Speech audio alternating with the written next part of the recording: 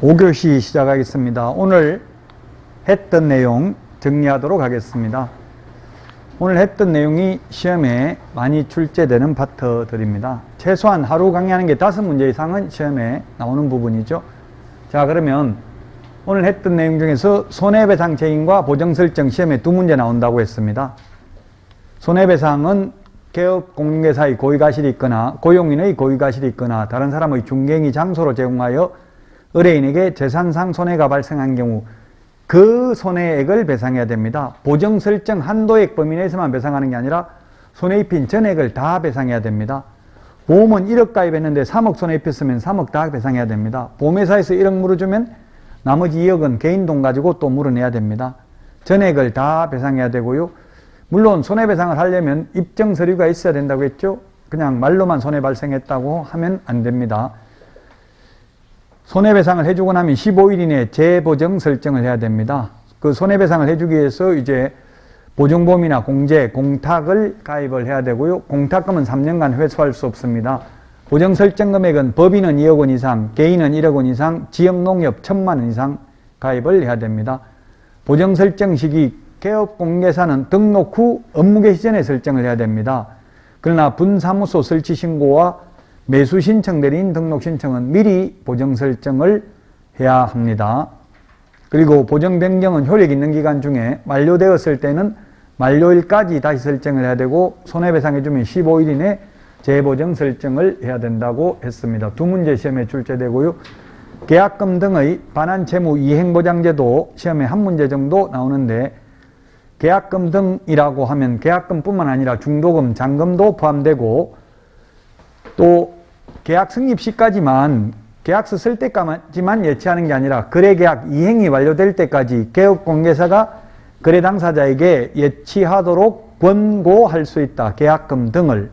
계약금 등에는 중도금, 잔금도 포함된다. 권고를 거부할 수도 있습니다. 거래 당사자가. 그 다음에 예치명의자 7명. 예치명의자 7명. 개공은 신체 보전 암기해야 되고 예치명의자 7명, 예치기관 3명, 반환보증서 발행기관 2명을 구분해서 암기를 해야만 되겠습니다. 한 문제, 금지행위는 한 문제에서 3문제 이상 출제됩니다. 3문제까지 출제될 수 있습니다. 한 문제에서 3문제까지 출제될 수 있다. 개업공개사 등의 금지행위가 있고요. 누구든지 하면 안 되는 행위가 있죠.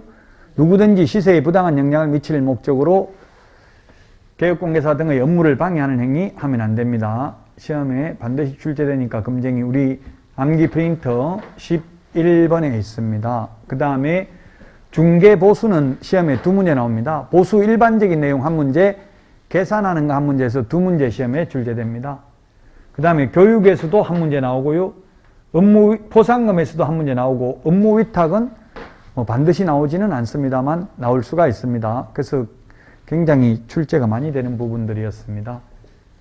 자, 그러면 문제 보도록 하겠습니다. 이거 개정됐기 때문에 출제를 해놨죠. 한국감정원이 한국부동산원으로 바뀌었다고 했죠. 한국감정원이 한국부동산원으로 바뀌었다. 한국부동산원은 부동산거래 질서, 교란행위의 신고센터 업무를 처리하는 방법, 절차 등에 관한 운영규정을 정하여 등록관청이 아니라 국토교통부 장관의 승인을 받아야 된다 했습니다. 그래서 X입니다. 등록관청이라고 했기 때문에. 그 다음에 2번 부동산 거래 질서 교란행위 신고센터는 매월 10일까지 직전달의 신고사항 접수 및 처리 결과 등을 국토교통부 장관에게 제출해야 된다. 오죠? 이거는 맞는 말입니다. 작년에 신설됐습니다. 작년 8월 달에 신설된 내용입니다. 그래서 작년 8월 달에 신설됐는데 작년 시험에 출제가 안 됐어요.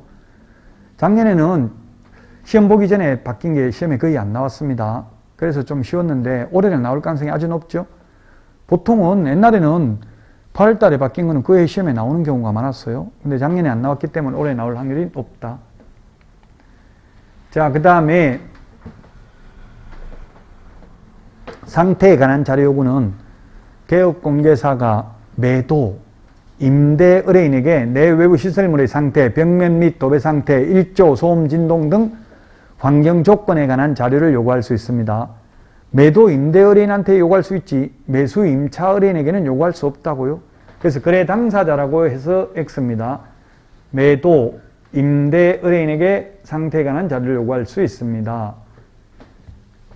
4번에 등록관청은 개업 공인중개사가 아닌 자가 중개대상물에 대한 표시 광고를 한 경우 등록관청, 수사기관이나 부동산거래 질서 교란행위 신고센터에 신고 또는 고발한 자에게 포상금을 지급할 수 있다. 5. 바뀐 내용이잖아요. 개정된 내용. 교과서에 있는 내용을 이렇게 수정하시기 바랍니다. 포상금 지급 대상이 4개가 더 추가됐다. 옛날에 3개밖에 없었는데 맞는 내용입니다. 4번은. 자, 그 다음에 5번입니다. 거짓계약서, 다운계약서, 이중계약서 작성하면 임의적 등록 취소 사유, 취소 안 하면 업무 정지할 수 있고 소속 공인중개사의 경우에는 자격 정지 사유입니다. 절대적 취소라고 해서 X라고요. 자, 그 다음에 6번입니다. 6번. 신고센터는 제출받은 신고사항에 대해서 시도의사 및 등록관청 등의 조사 및 조치를 요구하여야 하며 요구를 받은 시도의사 및 등록관청 등은 신속하게 조사 및 조치를 완료하고 7일 이내가 아니라 10일 이내에 그 결과를 신고센터에 통보해야 된다. 이것을 실제로는 지금 한국부동산원에서 운영을 하고 있다. 지금 수원역에 보니까 부동산거래 질서 교란행위 신고센터 신고하라고 크게 광고해놨더라고요. 거기 전화해보니까 한국부동산원이라고 나오더라고요. 옛날에는 한국감정원이라고 했는데 바꿔놨어요, 지금은. 자, 그 다음에 비밀준수입니다. 비밀준수. 법 29조 2항에 있는데요. 개업 공인중개사 등은 그 업무상 알게 된 비밀을 이 법 및 다른 법률에 특별한 규정이 있는 경우를 제외하고는 이를 누설하여서는 아니 된다. 개업 공인중개사 등이 그 업무를 떠난 후에도 또한 같다. 영원히 준수해야 된다고 폐업하면 누설해도 된다 했으니까 X죠. 그 업무를 떠난 경우에는 X고요. 이 비밀준수 의무를 위반하면 1년 이하의 징역이나 1,000만 원 이하의 벌금에 처합니다. 다만 피해자의 명시된 의사에 반하여는 벌하지 않는 이른바 반의사 불벌죄입니다. 반의사 불벌죄는 비밀 누설 이거 하나밖에 없습니다. 자, 손해배상입니다. 개업공개사의 고의가실로 인하여 의뢰인에게 재산상 손해가 발생한 경우에는 그 손해액을 배상해야 됩니다. 그 손해액이라고 하면 손해 입힌 전액을 다 배상해야 된다고요? 보험 가입한 만큼만 배상하는 게 아니라고 했죠? 보험은 1억 가입했지만 7억 손해 입혔으면 7억 다 배상해야 됩니다. 그래서 여러분들은 손해 입히지 않도록 조심을 해야 됩니다. 그 손해액 전부를 다 배상해야 된다. 자, 그 다음에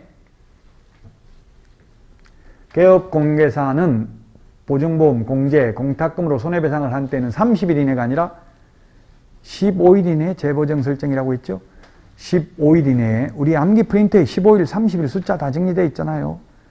시험에 출제됐습니다. 이렇게 15일 이내에 15일은 49번에 있습니다. 암기 프린트 49번. 15일 이내에 재보정 설정해야 됩니다. 자, 그 다음에 10번. 중개보수 초과 약정을 하면 전부 무효가 아니라 초과 부분만 무효라고 했죠. 법정보수가 100만 원인데 1000만 원 받기로 약정했으면 초과 부분 900만 원만 무효이다. 전부 무효 X, 초과 부분만 무효입니다. 강행법규입니다. 이거는 단속 규정이 아니고요. 중개보수를 초과해서 받았다 하더라도 매매계약이 무효가 되는 건 아니죠. 중개보수 약정이 무효인 거지 매매계약이 무효는 아닙니다. 중개보수 초과해서 받아도 매매계약은 유효합니다. 단 중개보수 약정은 초과 부분에 대해서 그 약정이 무효이다. 전부 무효가 아니고요. 그 다음에 동일한 중개사물에 대하여 동일 당사자 간에 매매를 포함한 둘 이상의 거래가 이루어진 경우 매매에 대한 거래금액만을 적용한다고 했죠. 동일 3번 들어가야 됩니다. 임대차라고 해서 X입니다. 매매에 집 팔고 그 자리에 세입자로 눌러 사는 경우에는 매매에 대한 중개보수 한 번만 지급하면 된다고요. 자, 그 다음에 실무교육입니다. 실무교육 시간은 32시간 이상 44시간 이하가 아니라 28시간 이상 32시간 이하입니다. 매수 신청 대리 실무교육이 32시간 이상 44시간 이하죠. 그래서 X고요. 자, 그 다음에 누구든지 시세에 부당한 영향을 미칠 목적으로 개업공개사 등의 업무를 방해하는 자는 3년 이하의 징역이나 3천만 원 이하의 벌금입니다. 1년 1천만 원 X고요. 그 다음에 실무교육, 연수교육은 실무교육이 아니고 연수교육이죠. 연수교육은 옛날에는 7일 전까지 통보했는데 지금은 2개월 전까지 통보하는 걸로 바뀌었습니다. 2개월 전까지. 2개월이라는 말은 우리 암기 프린터 38번에 보면 있죠. 38번에 2개월 전까지 통보해야 됩니다. 2개월 전까지. 거래사고 예방교육은 10일 전까지였죠. 10일 전까지 알려줘야 된다. 2개월, 7일이, 옛날에 7일이었습니다. 개정됐습니다. 자, 그 다음에 거래사고 예방교육은 7일 전까지가 아니라 교육 10일 전까지 당사자에게 통지해야 됩니다. 공고하거나 또는 통지를 해야 됩니다. 7일이 아니라 10일이라고요. 거래사고 예방교육은. 그 우리 암기 프린터, 핵심 비교정리 프린터 이 2장만 다 알면 제가 보수적으로 계산해서 80점 이상 받을 수 있다고 했습니다. 잘하면 90점까지 받을 수도 있어요. 겸손하게 말해서 80점이라고요. 자, 그 다음에 16번 고용신고, 인장등록은 전자문서로 할 수 있지만 휴폐업신고는 등록증을 반납하러 가야 되기 때문에 전자문서가 안 된다라고 했습니다. 맞습니다. 그 다음에 17번 등록 처분 통지는 7일이 있는데 등록증 교부는 보정 설정 여부를 확인하고 지체 없이 교부해야 됩니다. 지체 없이. 7일 이내 교부가 아니고요. 등록 처분 통지는 7일이죠.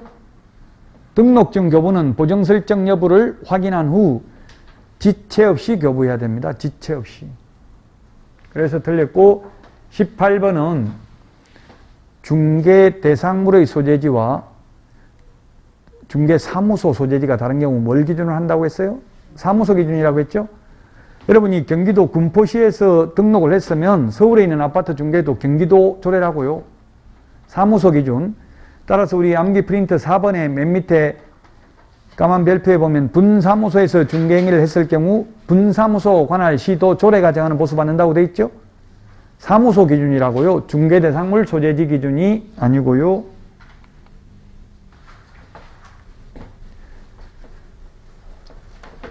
자, 그 다음에 19번 자기가 받고 싶은 요율을 게시하는 것은 주택외라고 했죠. 주택외. 주택의 경우에는 시도조례가 정하는 요율을 게시하면 되고요. 주택외의 경우 0.9니까 주택보다는 더 보수가 높으니까 옆에서는 0.9 받는데 나는 0.8 그럼 또 옆에서 0.7, 0.6 이렇게 자율 경쟁을 유도하기 위해서 이렇게 만들었지만 현실적으로는 전부 0.9라고 적어놨거나 또는 아예 안 적어놨다고 했죠. 주택외, 외자가 들어가야 됩니다. 주택외, 주택이 아니라 주택외이기 때문에 X입니다. 자, 그 다음에 중개보수는 계약 체결된 날 지급하는 게 아니라 원칙은 당사자 약정이 있으면 약정에 따르고 약정이 없으면 거래 대금 지급이 완료된 날 잔금 치러야 중개보수 받을 수 있다는 이야기입니다. 자, 여기까지 해서 오늘 공부한 내용 그리고 문제까지 다 풀었습니다. 건강관리 잘 하시고요. 다음 주에 찾아뵙도록 하겠습니다. 수고하셨습니다.